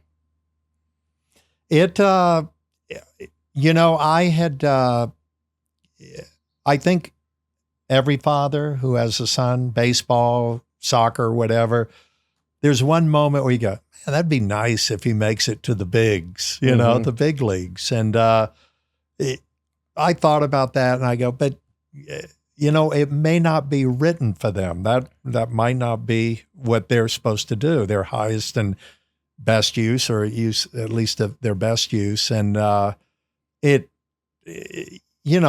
were doing exactly what you needed to do. And actually with them, I'd kind of been, you know what, I'm not going to have any kids who play, but that's okay. They'll find what they should be doing, And so ironically, the moment I give up on any kid of mine playing in the NFL, I end up with 2 of them. Clay was. Well, I'll frame for the audience, part of, if I'm not mistaken, part of the reason you kind of came to this acceptance, okay, my kids won't play in the NFL, is because it's not that they weren't very good. They just weren't outliers on the field at a young age. Yeah. Especially Clay. Mm-hmm. And this is coming from me, who was worse than him. So, I'm saying that politely is, it's not like he was, dominating the field. So, and then just out of nowhere. Right. He actually was behind you where he was as a player, and I coached him and it didn't happen for him. It didn't happen for you as a freshman, but he went ahead to SC and I told him, I said, look, don't go in when they offer to put you in. 'Cause who knows, maybe, 5 years from now you'll have because you could play 4 years over a 5-year span at that time. Yeah. Red shirt. Yeah. And I said, look, they're probably going to be thinking, hey, this guy could be here 4 years, 5 years, 10 years. He's never going to play. Mm-hmm. I said, just stay out the first year. And they offered him because they were very talented. Well, they were 13-0. Yeah. it was the year after I left. I met Reggie and Matt. I mean, we were ripping everyone. And and he's like, no, I'm not going to go in. Yeah. And they're like, okay, buddy. Yeah. And I'm sure that was tough for him to say that. And then the next year, there was a guy who had played with my brother on the Houston Oilers, and he was a special teams coach. Yeah. And he said, he came to me one day and he goes, hey, I like the way your kid runs. I'm going to put him on kickoff team. And I thought that was the best thing a guy could ever do. I remember I was at the Notre Dame, the Bush Push, and Clay was on kickoff. I said, man, this is as good as it gets. Yeah. But you touched on it. Take a step back. You touched on like kind of like, well, I guess my kid's not going to play football. I answer this question a lot is, did your dad push you in sports? Like, he always made us play a sport and we always had to go full speed. But like, no, I don't ever remember, why do you think, for having been a successful athlete, that wasn't really your style as a father? You weren't like getting us private coaches every Saturday and, kind of beating us over the head to be specialists in a sport or anything like that. Was not my experience. No. And I think it has to be something where you have to find what that button is in you to push for whatever you want to do, and you found that at SC. The only problem was you had a NFL Hall of Famer. Troy Polamalu. God bless Troy. Who actually is the nicest guy in the world. The nicest guy. Yeah. If he wasn't, I could hate him. So I can't hate him. Yeah. That's the problem. And you found your niche and took off with it. But I remember we were down in Houston. This was my senior year of high school. So I'd already decided I was going to go to SC and play. And we were driving. It was late one night. We're driving back from something and we're at a stoplight. You go, hey, you sure you want to go to SC and play football? I go, yeah, why? You go, you don't have to do that because I went there. I go, yeah, I know that. You go, okay. That was the only conversation we ever had. I was like, oh, okay, well, I'm going for my own reasons, but I have kids now and people are like, hey, what should I do with my kids to put them in the position? I was like, well, I don't know, man. I'm figuring it out, but I could tell you we didn't do any of this. Yeah. And so there's probably a balance, because I think the culture's changed to a degree, but yeah, I always wondered, there's so many, especially dads, baseball dads, right? Yeah. They're, you're going to be this major league ball player, but you were never like that. And I always wondered, was that a strategy or was that just like, yeah, they'll figure it out? No, my dad had actually talked to me about that you don't know what that is. Chase it. And, eventually you'll find what your role is. It isn't necessarily failure. It's, you'll find your spot. But for me to want you to do something that you've got to find that in your heart, to do it. Mm-hmm. So picking back up, playing on the field, it's hard physically, mentally, emotionally. And I've described this as, sometimes I'll explain to people, I said, imagine what your dad chooses to do for a living is like publicly scrutinized, where when you come to school on Monday, all of your friends and the teacher will comment, and certainly a great play. They're like, man, your dad intercepted the ball. And you kind of have these high highs, these dopamine releases, because, everybody wants to be around you. And then if your dad slips up and misses the tackle, man, hey, and they'll be polite, but they're like, man, your dad, like, oh, what's going on? And you just, you know what they're saying, like, they're mad at you. That, it wasn't tough for me. It was unique. Mm-hmm. I'm sure on the field that was hard, right? But what is it like? You're driving, you drop the kids off to school. Back in the day, there were no podcasts or anything. It was sports talk radio. And you're on sports talk radio comes on and you hear them commenting on how you did at work. What was that like? I think there was something called a 48-hour rule where you could only commiserate for 40 hours if the game didn't go as you liked it. And if the game had gone great and you were the king of the week, you only had 48 hours or 24 hours, something like that. Was that your rule? That was like the team's rule? Yeah, it's just understood. I've heard that phrase. It matches, but it just, by Wednesday, you're back in there. But what about when you're driving and, gosh, what was that car you had? It was so bad. The one that backfired all the time. The Capri. The Capri. Oh my gosh. And you're driving and you're listening to sports talk radio, you pick up the Cleveland Plain Dealer, and it is Wednesday, Thursday, Friday. It's been 3-4 days, and they're more often than not, they're just critiquing you. Well, that's why failure wasn't an option. Gotcha. You didn't want to be in the media. But if they did, these reporters like, oh, Clay Matthews, this or that. And again, you had such a great career. This probably happened less often than not. Well, the process starts over no matter what. Yeah. And that's kind of the shame of it, is that you have the great game and you got to put it aside. And that whatever that process is, going back to grinding, you go, okay, I had a win. And you got to get back to grinding, and you got to prepare again and prepare again and prepare again. And what are you driven by? There's something that is it a habit you've learned? Is it I like winning? Is it, you've got to take that and motivate yourself. And, I imagine if I had been lucky enough to trade a property, I could have, I got to think, okay, I did A, let's get to B, let's get to C. And that's how it goes. Yeah. So I think part of what I'm asking is so many people in their own professions, they're not going to do everything perfect, and they're going to get critiqued, and they're going to be managed or sometimes hopefully constructively. Is that what they call it? Constructive? Sometimes not so constructive. And kind of like, hey, you got to develop thick skin, and you have to got to be coachable. And so, I've always said, man, what profession is this more relevant than a player who's like publicly, I mean, you turn on ESPN at any time, everything sport, it's a talking heads, basically just evaluating a human being. And so because of how I grew up, very unique perspective, kind of inside that world, I don't watch those shows because I said, like, these are people, and you wish they made a better throw or made a better tackle, but you're just sitting there just kind of crapping on these guys. And oftentimes you'll hear them opining like they need to cut him, they need to fire. And you're like, these are people's jobs. Yeah.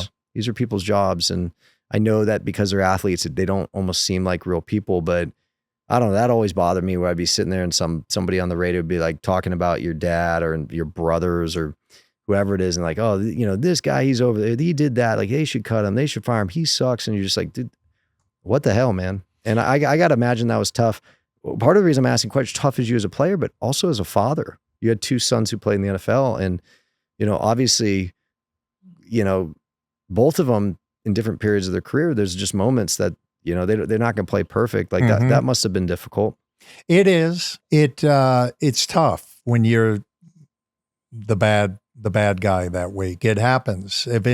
I remember when I came into the league, they said you cover guys man to man. I had never given up a touchdown pass for something like 9 years into my career. And then I was covering a guy, to be honest, who wasn't fast at all, and they would never throw him the ball. So I played off him, and all of a sudden the quarterback threw it and he scored a touchdown. There were two things that happened. One, he scored a touchdown, which had never happened on me. And two, I realized it wasn't that bad. Everything that I had dreaded for those 9, 10, 11, you're like, 12. Man, for 9 years I've had this anxiety. And it wasn't that because bad. You went back to the huddle and all your team was like, what's up, Clay? Yeah, they're cool. No, they didn't care. No. Yeah, I know. It's just, it's kind of a weird thing that I think with professional athletes, sometimes fans, they forget that they are people. And coaching was interesting too, because I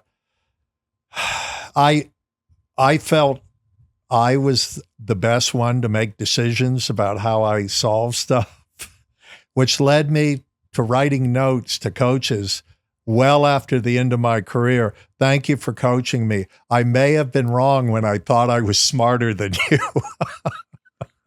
So did you do that? Yeah. Oh, you did? Did any of them ever? Oh yeah. They had sent me a note, and then I said, just as closing, I said, I realized after coaching that I may have been wrong when I thought I was smarter than you all the time. That was like you and Marty Schottenheimer had a good relationship. Yeah. Yeah. No, I was always respectful. Yeah. But you had a high opinion of an understanding of the game. Yeah. You touched on, like, we were talking about kids, and you got to kind of figure out like what their drivers are, and what was your driver, and or what was your why, or what was your motivation, and how has that evolved over time? You've hit on this a lot, is that we don't know what their path is going to be, and they've got to take some assumptions about what they want to do and make a run at it. And I believe most of the time they will find that they will go to what they want and obtain it. And some of the time they'll find something else that's even better than that. And but the process needs to work through. You can't be lazy about it. You can't quit on it. You can't, this stinks, I quit. Why did you leave the business? Because the business was going away, or because it was too hard? And they need full understanding of what they're doing. But all right, I hear you. What was yours? What was your motivation? And I know you said when I was younger, I wanted to be an NFL player. And my first question would be, why? Okay. And then you became an NFL player. You established yourself as an NFL player. You succeeded as an NFL player at a very high level over the longest period of time in NFL history, your position. And so why did you want to be this NFL player? And the answers could be obvious or something deeper. Like I'm trying to get to the psychology. And then, but how has that evolved over time before, during your career, and after to this day? Like what are your drivers to this day? But it's a loaded question, so it's going to take you a minute. It's going to take a long time. It might need a couple of scotches or something.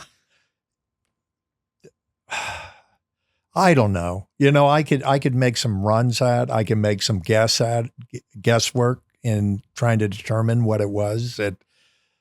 To a degree, I was that kid, the new kid on the block, the kid with the Northern Californian accent, and I don't know. Maybe maybe I felt like I needed to be successful at something to prove to myself that I was okay. I don't honestly know what it was. If it was that, then I feel okay about myself. The ends justify the means. And I don't think of myself as a superior being because I played in the NFL 19 years. I'm proud of what I've done, but I don't know. I'll have to think about that one. Yeah, I'll think about that. Yeah. So it's maybe it's not acceptance. I think we all we don't need accepted. We don't need people but it's it's what do I call it? Not feeling inadequate, but I don't know if it's imposter syndrome, but I'm trying to understand that. No, when you get it figured out, come straighten me out. I should probably talk to Mom. She could psychoanalyze you better than I ever could. If I asked her, she'd be like, "Oh, sweetheart, you're never gonna figure that out. He's crazy." Yeah. So what are you doing? What does a day in the life look like today? Well, we've been, what is today? Well, I got my son here. Yeah. That's a big win, stacking small wins. That's a big win. Yeah. And then, I know mom's had a couple knee surgeries, but maybe getting you out to Nashville. Oh, there's no doubt. Unfortunately, she's had 4 knee injuries. So we've been delayed in our ability to go do something. And I'm a part of the reason I'm trying to get you out there so I could pawn off this coaching on him. This coaching's hard work. It is. I don't know if I told you. I think I did tell you. I just got the email. I got invited back to a 1-year prove it contract at the Montgomery Bell Academy for 8th grade football. That was the best email I've gotten in years. I was so excited. So I get to come back this year and coach the boys. And did you have to get interviewed for that job? There were a couple conversations. I think my quality of work last year spoke for itself. No, I got to do all types of certification courses for all the things you got to do now to coach. But no, that would be fun having you out there to coach. No, I know you do this at Matthews, but when you demand from people, you got to put some humor in to balance it out. Yeah. And that. Oh, I say a release. Yeah. You same thing in football. You have to give them tremendous entertainment, tremendous humor, because you're demanding a lot out of them. Yeah, and that's what people ask about the game, and I want to hear your answer to the question, what do you miss the most? And I would say the locker room. Yes, absolutely. And there's nothing like an NFL locker room from, well, the conversations, the culture mix, and people talk about diversity. There's no more diverse place than an NFL locker room, and just so often meaningful relationships are built through blood, sweat, and tears. And there's no doubt. Yeah. Has that been something you've missed over the years? It does. It breaks down a lot of the cultural roadblocks we have. Yeah. And it, whether it's race, wealth, these things become meaningless. Accents. It becomes, can you count on the guy next to you? Yeah. Can you, I know we do to the best of our abilities try and recreate that at Matthews. And it's, I don't even want to call it corporate setting, but like in a traditional office environment, it's a little harder, but we work so hard on that.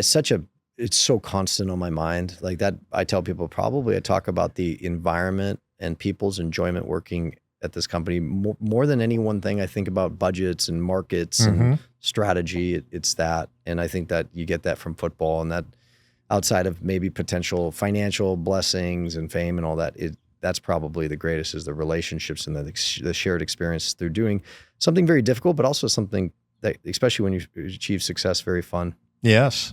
So what's next for you? And getting a brokerage?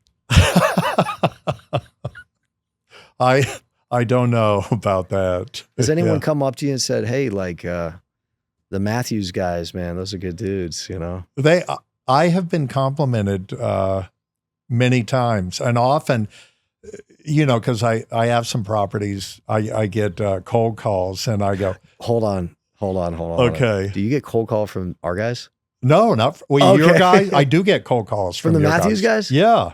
Well, okay, hell yeah, because that's how they roll. Yeah. What do you say? I said, hey, who do you work for? And they go, Matthews. I go, what's my last name? They go, Matthews. And then I said, well, Kyle's my son. And then now I would say 3/4 of them, kind of, oh, I'm sorry, or, and I go, no, keep going. You're doing the right thing. 1/4 of them jump right into their spiel. And I'm sitting there going, whoa, don't you understand? And I go, they're so dialed in. Those are the killers, man. Yeah. Well, they're either like, they're the absolute savages, are going to be successful, or literally their brain is shut off. Yeah. And honestly, sometimes those are both true. Yeah. Oh my gosh. What about when you get called from other companies? Same thing? I tell them that. And I'll go, usually I'll go, by the way, I go, look, I'm not interested, but best of luck to you. Yeah. Oh my gosh. Yeah. All right. One last story, then we're going to wrap this up. Okay. And for those who watch it, they should know our president of our company, Dave Harrington, who you know so well. It just reminds me of the story. So Dave and I, we were sitting in the cubes at the company I started at, the salt mines, and we sat across from each other almost a year, never said a word. And that, unfortunately, that was the culture of that place at that time. It just wasn't. It wasn't as collegial, and which partly generationally, it wasn't as much of a thing now. Yes. I think young people are so much more friendly, and he's sitting there and he's ripping cold calls. I'm ripping cold, not really thinking, not listening. And I happen to call someone. I hang up. I'm doing my notes, get ready for my next call, and I hear him like say, "Hello, hey, is this William Matthews?" And because a lot of people don't know, your first name is William Clay Matthews. Yeah. And William, oh yeah, okay, Clay. Hey, this is David Harrington calling from the company he was at, and he goes, "Yeah, I was calling about your property on Victory." And oh, okay, oh, all right, yep. Yeah. Okay. Yeah. I know him. I'm sitting right across from him. and he kind of like, he had the phone to his ear. He looked up at me, and I looked at him, and he looked back down. He goes, so what are your plans for that property, sir? I was like, this guy, what is going on? And like, he went forward with the cold call because he's an absolute killer like that. And he did not get the BOV. He did not get the meeting. So appreciate you having my back, but I appreciate you having my back doing this podcast. I know, man, if you already know my dad or ever the privilege, this is the last thing in the world he would ever want to do. So I appreciate that. I want to say happy Father's Day. I brought you a gift. I got like a legit gift. And I love you very much. I love you. All right. Thanks. Let's get down to business. Give you one more night to get this. We've had a million nights just like this. So let's get down to business.